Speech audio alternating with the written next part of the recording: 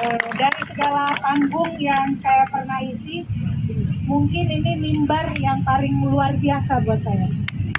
Bukan karena sayanya, tapi karena kenapa kita ada di sini dan karena orang-orang yang ada di hadapan saya, termasuk perempuan hebat, Ibu Sum yang saya selalu kagumi. Kawan-kawan semua, saya tidak lama karena banyak suara yang juga harus didengar, tapi saya ingin memperkenalkan diri. Saya Titi Anggraini, 10 tahun sebagai Direktur Eksekutif Perludem, yang kerjanya selalu mengajak orang datang ke TPS, gunakan hak pilih di hari pemungutan suara, jangan diam, gunakan surat suara sebagai bentuk perlawanan, tapi tanggal 21 Agustus itu merefleksikan dan merekonstruksi ulang apa yang saya kerjakan selama ini. Jadi kalau boleh cerita, mungkin dalam beberapa waktu terakhir setelah Pilpres dan pemilu legislatif, kita masuk ke Pilkada. Indonesia untuk pertama kali akan menyelenggarakan Pilkada serentak di seluruh wilayah Indonesia di tahun yang sama dengan Pileg dan Pilpres. Baru pertama kali. 37 pemilihan gubernur, 508 pemilihan bupati wali kota. Di setiap rumah kita, di setiap daerah kita pasti akan ada pemilihan kepala daerah. Ini baru pertama. Desain yang sebenarnya tidak ideal-ideal amat. Karena kenapa? Kita belum sepenuhnya lepas dari kelelahan pasca Pileg Pilpres. Belum sepenuhnya lepas dari penat politik. Tiba-tiba kita harus menyambut agenda yang tidak kalah pentingnya, tapi energi politik kita belum sepenuhnya pulih. Pileg, Pilpres, Pilkada. Sebenarnya kalau kita boleh refleksikan, desain tersebut desain yang sangat tidak ideal. Yang sudah sejak lama sebenarnya kami di Gerakan Pemilu bilang, Pilkada jangan diserentakkan dengan Pileg Pilpres. Karena akan selalu ada upaya untuk menyeragamkan kekuatan yang ada di Pileg Pilpres juga memenangi Pilkada. Kalau Pileg Pilpres Pilkada semua seragam, maka yang ada adalah kita kehilangan kontrol. Ternyata ketakutan kami terbukti. Kita dipertontonkan oleh hegemoni mayoritas. Betapa partai warnanya boleh beda-beda, tapi semua ternyata mencalonkannya sama. Dan kita sekedar jadi penonton. Menonton sesuatu yang seolah-olah jauh di sana.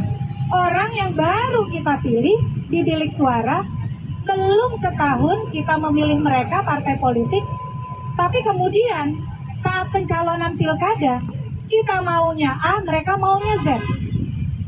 Begitu mudahnya mereka meninggalkan kita, padahal di tahun yang sama. Lalu saya mau cerita, 20 Agustus saya menonton sidang, karena itu yang saya selalu lakukan setiap ada sidang MK. Saya dengarkan pembacaan putusan satu persatu, diawali oleh putusan nomor 70. Ini putusan yang saya tunggu. Karena apakah sebuah keluarga bisa mengatur kita semua? Apakah sebuah keluarga bisa memainkan pengadilan kita secara habis-habisan? Setelah putusan MA, Mahkamah Agung, usia yang dari zaman dulu yang namanya usia calon, ya selalu saat seseorang berstatus calon. Tidak pernah dalam sejarah pilkada, pemilu legislatif, usia itu baru dipenuhi saat dilantik. Namanya juga syarat calon. Saya tunggu putusan, karena ada 2 orang hebat, mahasiswa, bukan Almas Kaki Biru pastinya. Fahru Rozi, mahasiswa UIN Jakarta. Satu lagi, Anthony Lee, Presiden University, menggugat ke MK. Ingin mengembalikan tafsir bahwa syarat calon bukan saat pelantikan, bukan 30 tahunnya nanti di bulan Februari 2025, tapi tapi saat menjadi calon 22 September 2024. Saya ikuti betul putusan MK karena saya ingin percaya apakah MK yang mengeluarkan putusan 90 soal usia capres akan melakukan perbuatan yang sama. Ternyata yang saya dapat adalah kabar yang lumayan gembira. Kata MK begini, tidak pernah dalam sejarah historis ataupun sistematis pemilu kita, pilkada kita, syarat calon itu keluar dari persyaratan sebagai calon. Ya kalau calon artinya saat berstatus pasangan calon, bukan saat calon terpilih. Kalau terpilih artinya syarat calon terpilih, syarat pejabat kepala daerah, wakil kepala daerah terpilih. Saya gembira. Saya merasa MK mulai perlahan melakukan penebusan dosa. Saya mulai merasa MK mulai melakukan pertobatan, walau kecil ya Bu ya. Saya tungguin terus tuh putusan. Saya gembira ya, walaupun saya tidak boleh gembira-gembira amat begitu. Saat seperti ketika putusan 90 awalnya kita bergembira, tapi ternyata di pranknya luar biasa. Saya tahu Partai Buruh dan Partai Gelora mempersoalkan ketidakadilan. Saat kita multi partai, Undang-Undang Pilkada mengatur yang bisa mencalonkan itu hanya partai yang punya kursi di DPR. Saya tunggu betul putusan Partai Buruh dan Partai Gelora.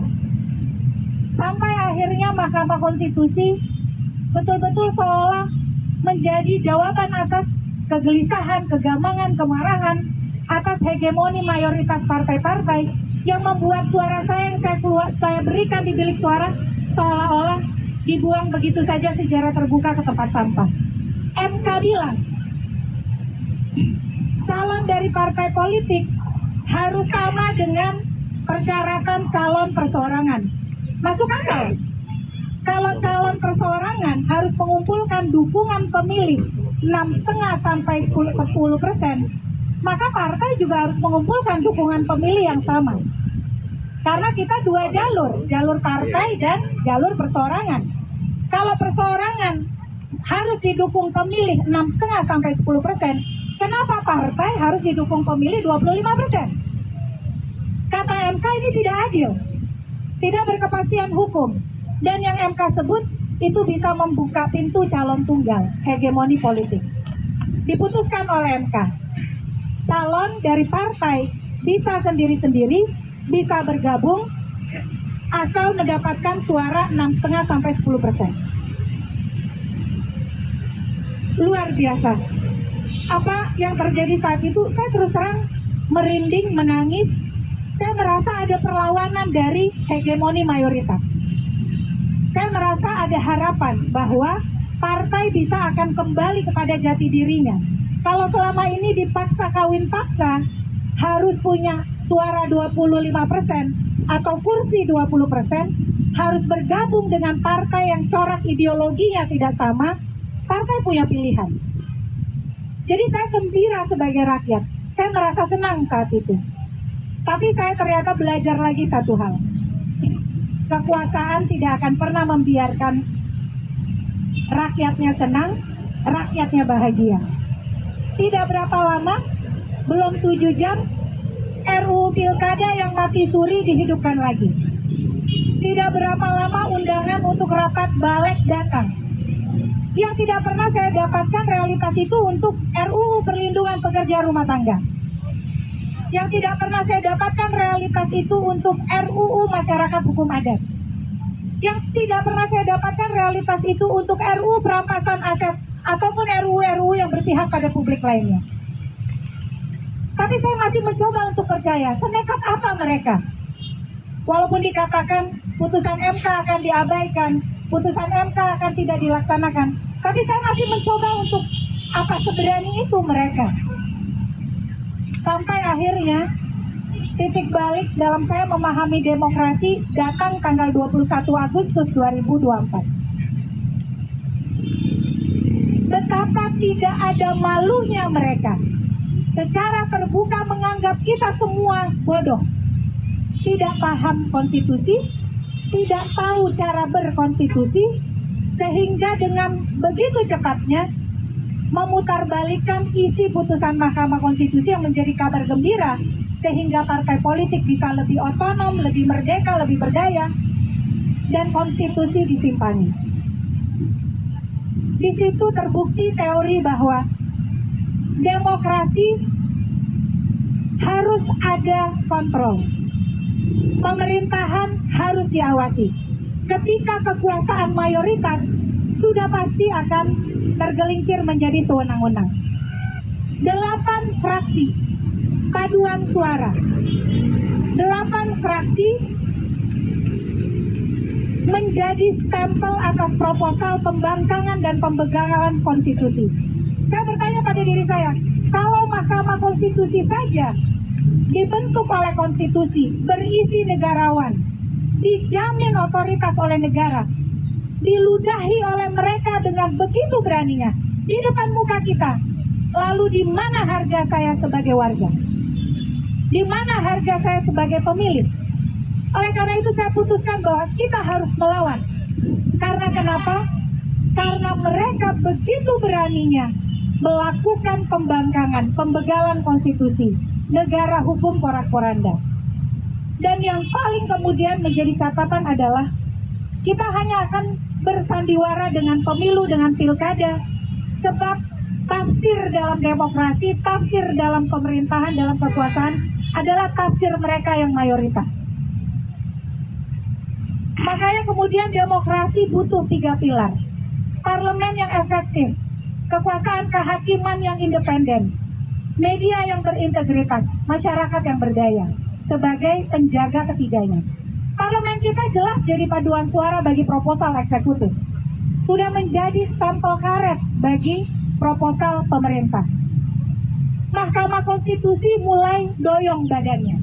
Putusan 90. Saat Mahkamah Konstitusi ingin mengembalikan kitanya, kemudian mereka yang mayoritas itu menggunakan tangan-tangannya untuk memberi tafsir sesuai selera dan sesuka mereka.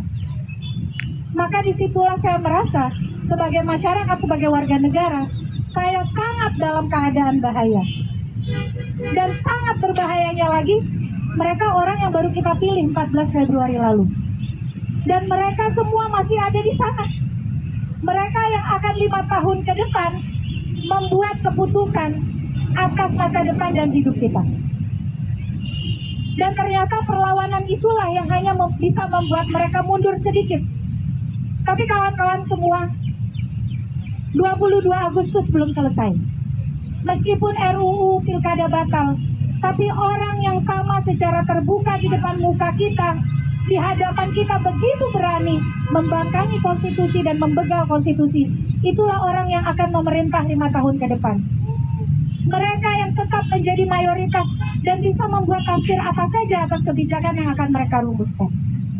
Oleh karena itu, darurat demokrasi kita belum berhenti karena mereka yang mayoritas yang sudah melakukan kejahatan konstitusi itu masih ada di sana. Dan tidak ada jaminan apa yang terjadi pada 21 Agustus tidak akan terulang dalam RUU yang lain. Jadi yang namanya perlawanan tidak akan pernah berhenti 22 Agustus, 23 Agustus, ataupun hari ini 29 Agustus. Yang terakhir adalah sebagai orang yang selalu mengajak untuk pergi ke bilik suara, saya meminta maaf. Karena yang saya inginkan bukan sekedar pemilu sebagai pemilu. Buat apa pemilu, buat apa pilkada, kalau mereka yang ada di bilik suara, yang ada di surat suara, adalah produk manipulasi kekuatan yang saling berselingkuh. Kita punya pilihan-pilihan, pilihan-pilihan perlawanan. Oleh karena itu, pergi ke bilik suara satu sisi, tapi memilih calon bukanlah suatu keharusan. Kita punya banyak pilihan yang untuk diekspresikan. Kalau kemudian pilkada dihasilkan dari sebuah manipulasi, maka memboikot pilkada juga bisa jadi suatu solusi.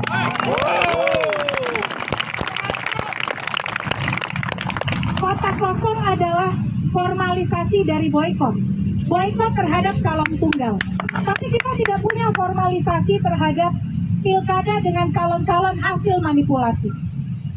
India punya yang namanya none of the above. Pembangkangan, boykot difasilitasi di surat suara.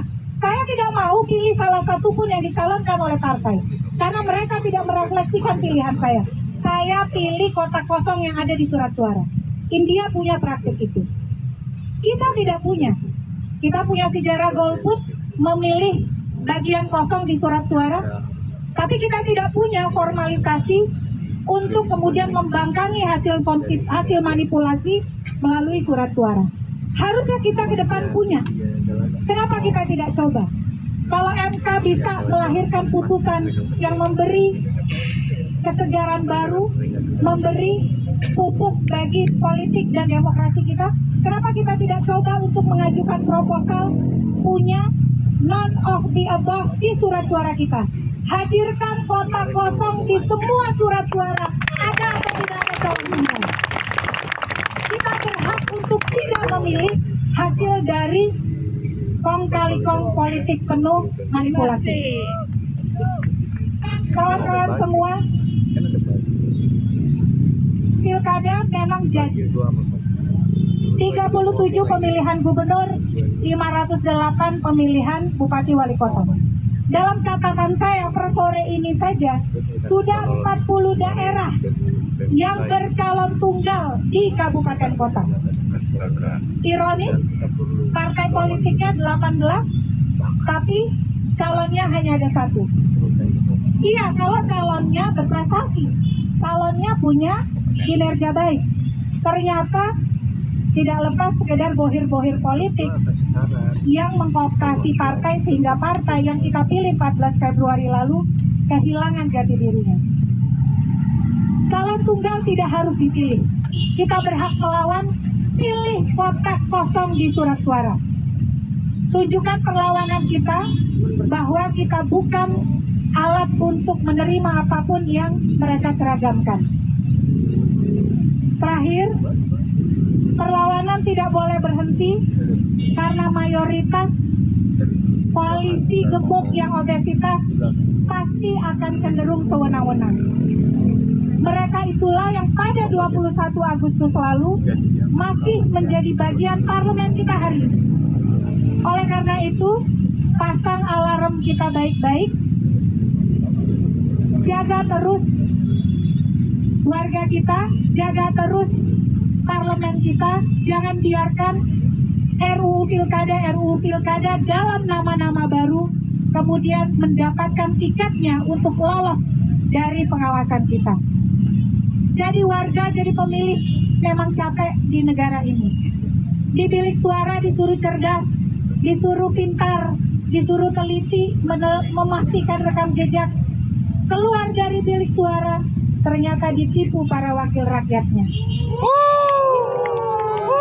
Keluar dari bilik suara, berharap pilkada partai mengusung calon yang dikehendakinya, ternyata dapat rank paling besar abad ini.